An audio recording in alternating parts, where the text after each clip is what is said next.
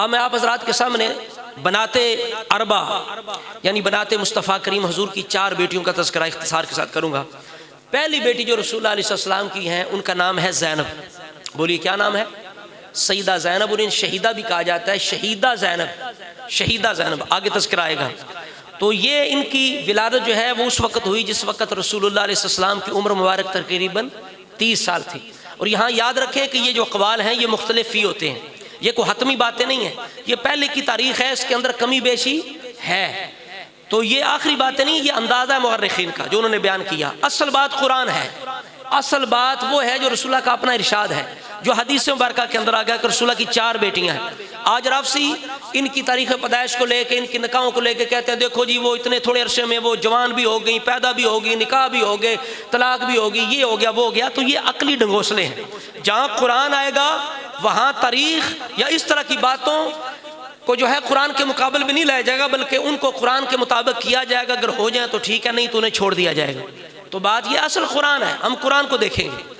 तो यहाँ कुरान मजीद जो है उसने जब फरमा दिया कि रसूलुल्लाह की एक बेटी नहीं बल्कि बेटियां हैं, और बाकी रसूलुल्लाह खुद फरमा रहे, इमाम जाफर सादक फरमा रहे हैं, मौला अली शेर खुदा फरमा रहे हैं, तुम्हारा उस पर अकीदा है, ईमान है। तो सईदा ज़ैनब जो हैं, जो मुअर्रिखीन ने लिखा वो मशहूर ये है कि वो उस वक़्त पैदा हुई जब रसूलुल्लाह की कितनी उम्र थी? बोलिए 30 साल। आपकी 30 साल यानी इलान नबूवत से 10 साल पहले सईदा ज़ैनब पैदा हुई। इनका जो रिश्ता था वो नबी अलैहिस्सलाम ने किया अबुल आस से, अबुल आस बिन रबी के साथ इनका रिश्ता कर दिया नबी करीम अलैहिस्सलाम ने।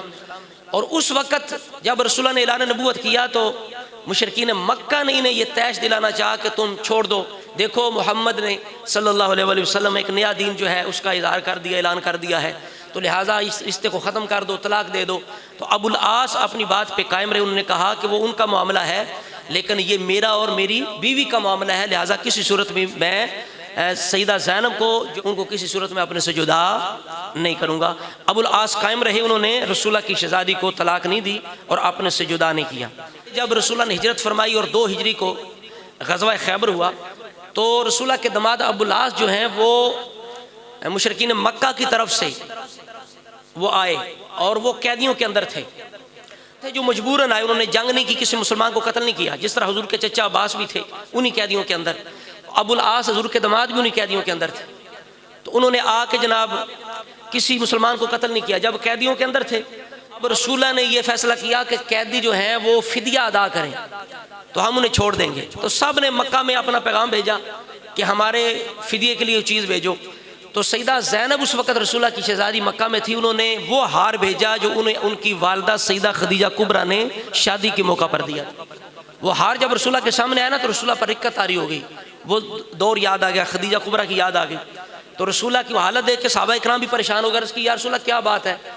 रसूलुल्लाह ने फरमाया ये वो हार है जो खदीजा ने ज़ैनब को दिया था, अब मुझे खदीजा की याद आ गई। अगर तुम चाहो, अगर तुम्हारी मर्जी हो, तुम्हारी रजामंदी हो तो मैं चाहता हूँ हार भी वापस कर दिया जाए, अबुल आस को भी वापस कर दिया जाए, लेकिन इस वादे पर अबुल आस वापस जाएगा कि ये मेरी बेटी ज़ैनब को रोकेगा नहीं बल्कि मदीना पाक उसे आने की इजाज़त देगा। अब अबुल आस उस वादे पे कायम रहे, वापस गए। उन्होंने जाके कहा कि मेरी तरफ से तुम्हें इजाज़त है, जब आसानी हो तुम मदीना पाक अपने अब्बा जी के पास जा सकती। अब उधर से रसूलुल्लाह ने मक्का मदीना पाक से 2 सहाबा को भेजा। वो जब आए लेने के लिए और सईदा ज़ैनब आ गई तो उस वक़्त मुशरिकीन मक्का को खबर हो गई कि नबी अलैहिस्सलाम की बेटी हिजरत करने के लिए जा रही हैं। उस वक़्त उन्होंने हब्बार बिन अस्वद आदमी था, उसको जब भेजा तो उसने रुकावट की और उतारने की और वापस सवारी करने की कोशिश की। तो उस हालत के अंदर सवारी जो है वो बिदकी और उसने जब उछली तो सईदा ज़ैनब नबी अलैहिस्सलाम की बेटी सवारी से गिरी, एक पत्थर पर जाके गिरी और उस वक़्त वो उम्मीद के साथ थी तो उनकी हालत ख़राब हो गई और वो उस वक़्त हिजरत के काबिल ना रहीं। उन 2-4 दिन या हफ्ता बाद दोबारा उन्होंने हिजरत करके वो मदीना पाक तशरीफ़ ले आई, लेकिन वो अंदर जो उनके तकलीफ़ थे वो बाकी रही। उसी तकलीफ़ की वजह से 8 हिजरी को उनका विसाल हुआ, जिस वजह से उन्हें सईदा जनी ज़ैनब को शहीदा भी कहा जाता है। और ये बिल्कुल उसी तरह हुआ जिस तरह रसूलुल्लाह को यौम खैबर के दिन आपको वो जहर वाला बकरी के अंदर जहर मिला के यहूदन ने दिया और विसाल के वक़्त रसूलुल्लाह की वो तकलीफ़ वापस लौट आई। तो रसूलुल्लाह ने फरमाया कि मैं उसी मुझे वो जहर की तकलीफ़ हो रही है जो खैबर के दिन मुझे खिलाया गया था। तो बिल्कुल इसी तरह रसूलुल्लाह की इस बेटी के अंदर भी वो रसूलुल्लाह की जो फितरत थी वो ज़ाहिर हुई और आपको जो ज़ख्म हिजरत के मौका पर लगा था वो दोबारा ज़हर हुआ, और उस ज़ख्म की वजह से सईदा ज़ैनब बिनते रसूलुल्लाह ने विसाल किया, और इस वजह से आपको ज़ैनब शहीदा भी कहा जाता है, शहीदा ज़ैनब भी।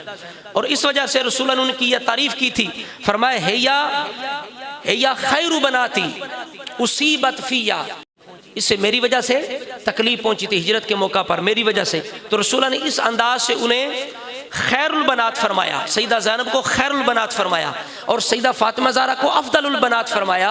खैर और चीज़ है, अफजलियत और चीज़ है। तो सईदा ज़ैनब रज़ियल्लाहु ताला अन्हा का ये भी मकाम है, खुसूसियत है कि रसूलुल्लाह ने उनको अपनी बेटियों में से खैर यानी बेहतरीन बेटी का एजाज़ इरशाद फरमाया।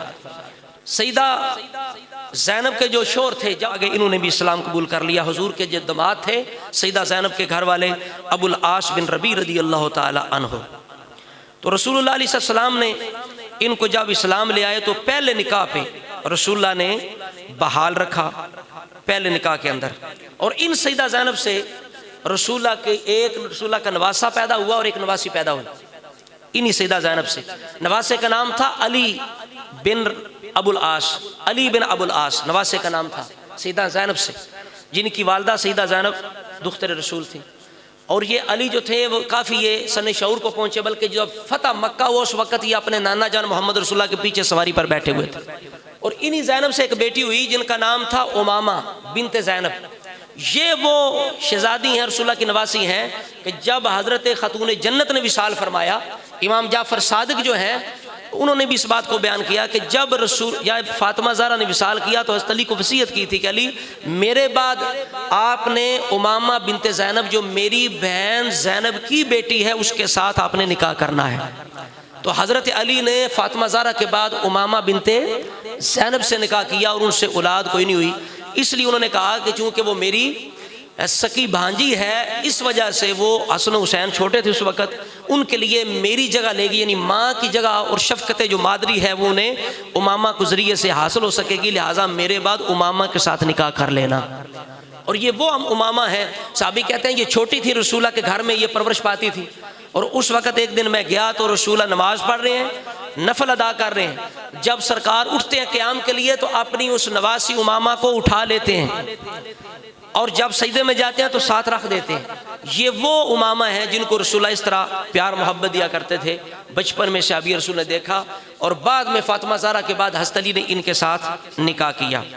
सईदा ज़ैनब वो हैं जो उसी ज़ख्म की वजह से जब ये गिरी थी हिजरत के दौरान तो ज़ख्म ताज़ा हुआ, उसी तकलीफ़ की वजह से ये विसाल कर गई, उन्हें शहीदा ज़ैनब फरमाया जाता है।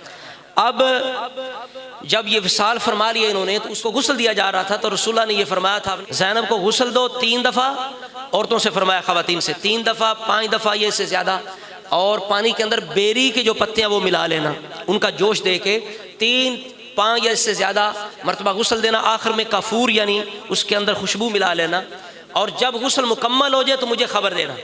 जब आपको ख़बर दी, ये बुखारी शरीफ के अंदर रवायत मौजूद है, ख़बर देना। जब ख़बर दी गई तो रसूलुल्लाह ने उस वक़्त अपना तहमद मुबारक उतार के दिया और फरमाया इसे कफन से नीचे यानी सबसे पहले इसे जिस्म के साथ इसे लपेटना, ऊपर कफन देना। तो ये रसूलुल्लाह ने उन्हें इजाज़त अता फरमाया।